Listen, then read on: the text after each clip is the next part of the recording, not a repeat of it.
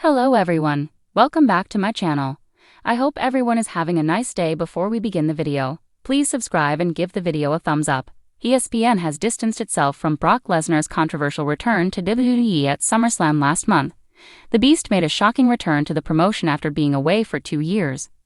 Lesnar's absence from WWE largely had to do with him being named in the Janelle Grant lawsuit filed against former WWE chairman and CEO Vince McMahon. Lesnar is now set to compete against John Cena at WrestlePalooza, the first WWE premium live event to stream on ESPN as part of a 5-year deal between the two platforms. During the WWE ESPN media call ahead of WrestlePalooza at the weekend, reporter John Alba asked ESPN executives about Brock Lesnar's involvement at the PLE, despite being named in active lawsuits. Alba was told that WWE has complete creative control over who appears on its shows, and that is not something that ESPN controls. WWE has no plans for these former AEW wrestlers. Here's why. I asked about Brock Lesnar's involvement in WWE WrestlePalooza. ESPN says WWE has full creative control over who appears on shows, and it falls within their jurisdiction, not ESPN's. ESPN further clarified that WWE is in charge of its storylines, and they don't request certain talent. Lesnar's return to WWE raised a lot of questions and divided fans. WWE was criticized for bringing him back despite his name being in the ongoing lawsuit against Vince McMahon. 2 weeks ago on SmackDown, John Cena competed against Sami Zayn for the United States Championship. This was Cena's last appearance on SmackDown as an active WWE performer. An engaging match was interrupted by the Beast, making his first appearance since SummerSlam. Lesnar first hit an F5 on Zayn and then turned his attention toward Cena. The Beast incarnate delivered a thunderous F5 to the unseen 17. He would deliver another F5 on Cena before walking off. Backstage, Lesnar challenged Cena to a match at WrestlePalooza, which was soon made official. The two storied rivals are now set to clash for one last time on September 20. About the author. Shergill Malik is a writer at Sportskeeda and covers pro wrestling.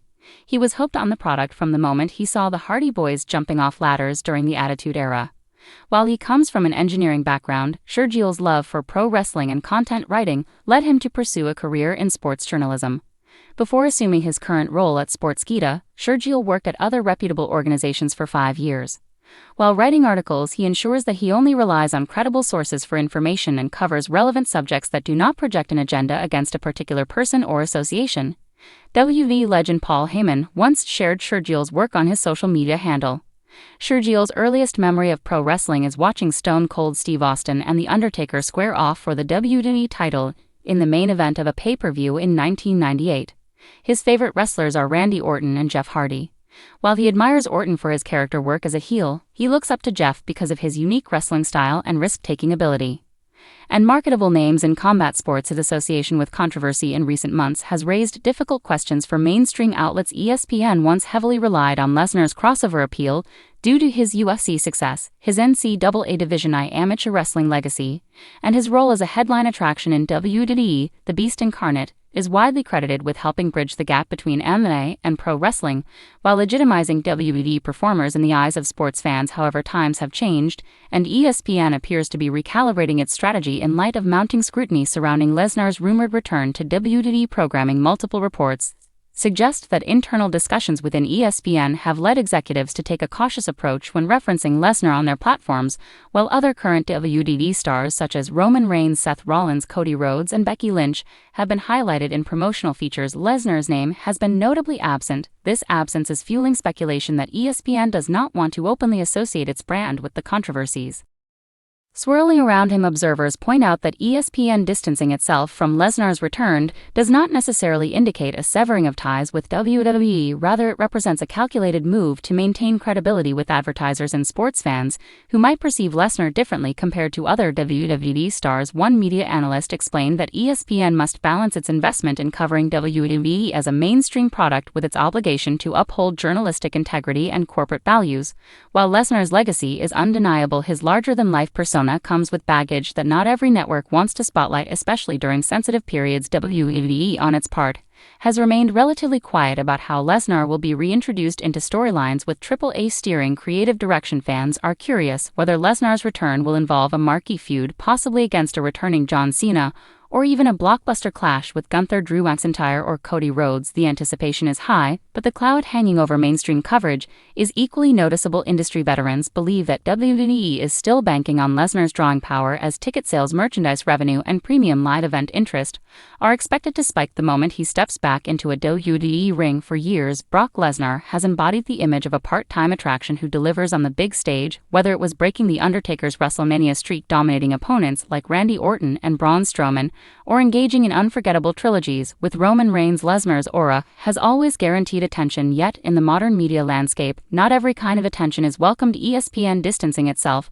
underscores that tension between star power and brand responsibility. Wrestling veterans have weighed in with mixed reactions. Some argue that ESPN is being overly cautious, suggesting that Lesnar's controversies pale in comparison to his accomplishments, and that ignoring him undermines the reality of his impact. Others, however, believe ESPN is simply protecting its reputation and ensuring it does not amplify a figure who could potentially create backlash. Fans, too, are split. Social media is filled with divided opinions, with one side insisting that Brock Lesnar remains must-see television regardless of circumstances, while the other questions whether WWE should continue relying on him in 2025 as new stars rise to prominence. The situation also highlights a broader shift in how pro wrestling is covered by mainstream outlets. ESPN once limited its wrestling coverage to occasional interviews, but under its current strategy, WWE and UFC, both under the TKO umbrella, have received far more exposure. Still, the selective distancing from Lesnar shows that not every superstar fits into the polished narrative that corporate partners prefer. Moving forward, it will be interesting to see whether WWE adjusts Lesnar's role or doubles down on using him as a larger-than-life figure who transcends both the sport and its media portrayal. Many believe Paul Heyman could play a critical role in rehabilitating Lesnar's mainstream image, as he has often done throughout his managerial career, with persuasive promos that reframe the Beast as an unstoppable force rather than a controversial figure. Ultimately, the question becomes whether Brock Lesnar's drawing power outweighs the risks in the eyes of WWE and its partners like ESPN. While ESPN distancing itself may create short-term headlines, it is unlikely to diminish the intrigue surrounding his return. Fans worldwide are eagerly waiting for the moment the Beast incarnate's music hits again, and whether ESPN covers it or not, the roar of the WWE universe will ensure that Brock Lesnar once again dominates the conversation both inside and outside the squared circle.